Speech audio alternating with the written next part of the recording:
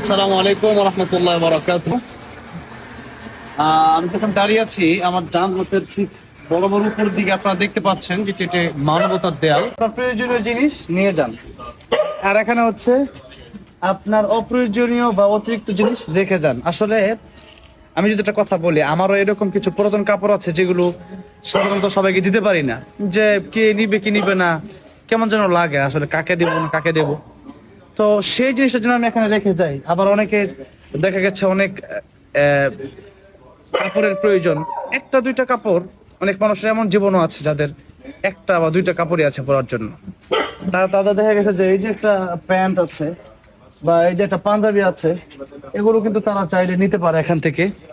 তো এই যে মানবতার দেয়াল, আমি মনে করি এই সিস্টেমটা, এই মানবতার দেয়ালটা প্রতিটা এলাকায় থাকা দরকার, যাতে করে যারা ধনী মানুষ তাদের বাড়তি কাপড়গুলো তারা ফেলে না দিয়ে এখানে রেখে যেতে পারে, এবং যারা গরিব, যারা কষ্টে আছেন, অসহায়, তারা যেন এখান থেকে নিয়ে যেতে। এমন অনেক সময় দেখা যায় অনেক পথিক তারা বিপদে পড়ে যায়, মুসাফির, তাদেরও কিন্তু অনেক সময় এই কাপড়গুলো কাজে আসার সম্ভাবনা আছে। সেই জন্য আমি বলবো যে প্রত্যেকটা গ্রামে গ্রামে বিভিন্ন জায়গায় যেখানে আপনারা আছেন, এই মানবতার দেয়ালগুলো আপনারা গড়ে তুলুন।